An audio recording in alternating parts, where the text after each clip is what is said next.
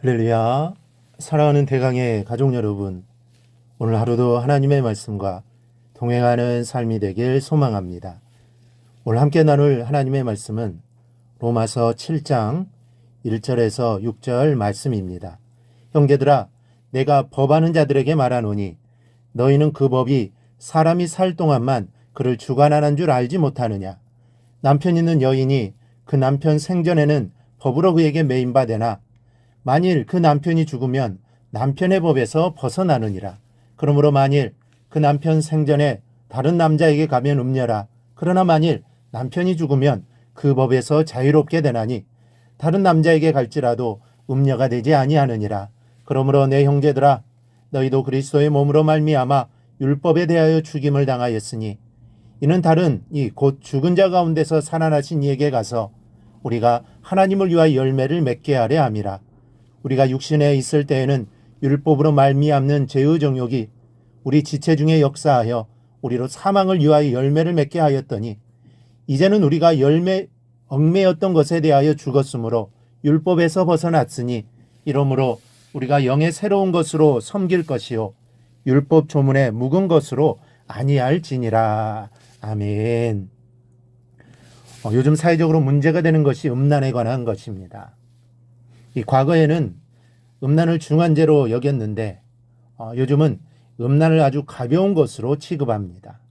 음란을 행하는 것을 대수롭지 않게 생각합니다. 그만큼 세상이 타락했음을 의미하는 것입니다. 오늘 바울이 본문에서 바로 이 부분에 대해 말을 합니다. 당시 유대법에 의하면 결혼한 여자가 남편이 살아있는 동안에 다른 남자에게 가면 행음한 것이 되어 돌로 쳐서 죽여도 되었지만 남편이 죽은 상태에서는 갑으로 살지 않고 다른 남자와 결혼하는 것이 허용되었습니다. 본문은 매우 복잡한 문장이어서 이해하기가 어렵지만 이런 기본 사상을 이해한 상태에서 간단하게 말씀드린다면 이렇게 말씀드릴 수 있습니다. 즉 우리는 모두 과거에 죄와 결혼했던 자들이라는 것입니다. 그런데 우리의 남편이었던 죄가 그리스도에 의해서 죽임을 당했습니다. 그래서 우리는 이제 남편이었던 죄로부터 자유로운 존재가 되었고 따라서 하나님과 결혼할 수 있는 상태가 되었다는 것입니다. 5절에서 바울은 이렇게 말합니다. 우리가 육신에 있을 때에는 율법으로 말미암는 죄의 정욕이 우리 지체 중에 역사하여 우리로 사망을 이루하여 열매를 맺게 하였더니 우리는 예수를 믿기 전까지는 죄의 신부가 되어 육신에 거하여 있었습니다. 그래서 사망을 위한 죄의 열매를 맺을 수밖에 없는 존재들이었습니다. 그런데 여기서 우리가 알아야 할 것은 바울이 말하는 육신은 육신을 말하는 것이 아닙니다. 바울이 말하는 육신은 우리 안에 있는 죄의 유혹에 응답하고자 하는 그 무엇을 말합니다. 죄를 사랑하고 죄를 짓고 싶어하는 부분이 우리 마음에 있습니다. 하나님으로부터 동떨어지고 하나님으로부터 도움을 받을 수 없는 인간성을 가지고 있다는 말씀입니다. 바울이 말하는 육신이란 바로 이 타락한 인간성을 말하는 것입니다.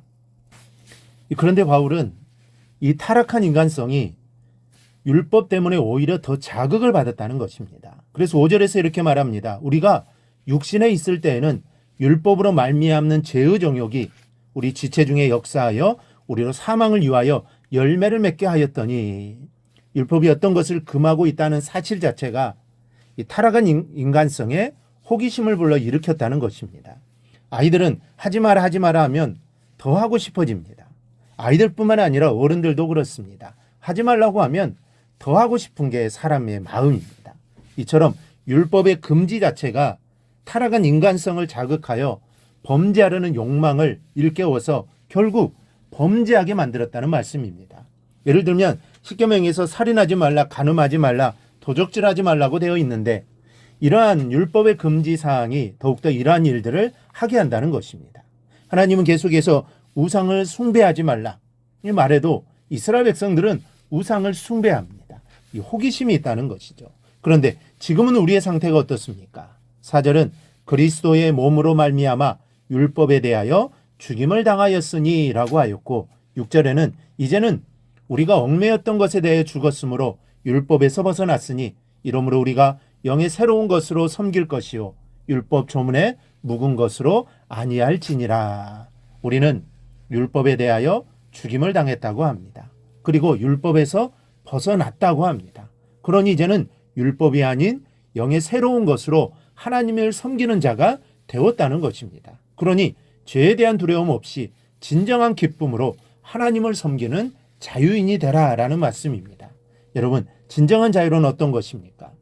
자유에 대해서 에릭 프롬이라는 사람 말하기를 구원을 받기 위하 율법을 지켜야 하는 의무로부터의 자유요, 영의 새로움으로 섬기기 위한 자유요, 또한 불순종하는 자를 정죄하는 율법의 선언으로부터 자유요, 새 남편인 그리스도가 베푸시는 축복을 누릴 자유이다라고 하였습니다. 율법의 짐으로부터 벗어나는 것이 자유입니다. 복음 이전에는 율법이 얼마나 사람을 짓누르는 짐이었는지 모릅니다.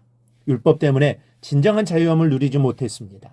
하나님이 율법을 주신 것이 이런 것이 아닌데 율법 때문에 자유를 누리지 못하고 살았습니다. 그런데 이제 우리는 율법으로부터 벗어나야 합니다. 이게 바로 자유입니다. 이는 율법을 지키지 말고 마음대로 살라는 것이 아닙니다. 율법보다 더 중요한 복음이 있기에 자유함을 누리라는 것입니다. 또 하나는 성도가 기쁨으로 하나님을 섬기는 그것이 자유입니다. 하나님을 섬김으로 자유함을 누려야 하는 것입니다. 그래서 주님이 주시는 은총을 마음껏 누릴 수 있는 권리가 자유인 것입니다. 여러분 생각해 보십시오. 율법을 벗어났다고 해서 그동안 율법이 금에 사지 못한 것들을 마음대로 범하는 것이 자유일까요? 그것은 방종입니다. 하나님 앞에 죄입니다. 결코 자유가 아닙니다. 자유에는 보람이 있습니다. 내가 하나님의 법을 즐거워하는 자로 변화된 보람, 하나님의 뜻대로 살아가는 보람, 그래서 하나님을 위한 열매를 맺었다는 결실의 보람이 자유에는 있다는 사실입니다. 이 자유함을 누릴 수 있기를 바랍니다. 우리 모두는 율법으로부터 너희 하나님과 결혼한 자유인입니다. 그렇다면 오늘도 내일도 변함없이 신령과 진정으로 하나님을 섬기십시오. 바르게 하나님을 섬겨 하나님이 주시는 축복을 풍성히 누리기를 주님의 이름으로 축원합니다. 오늘 묵상한 말씀을 굳게 잡고 삶으로 실천하며 살아내는 대강의 모든 성도들이 되기를 축복합니다.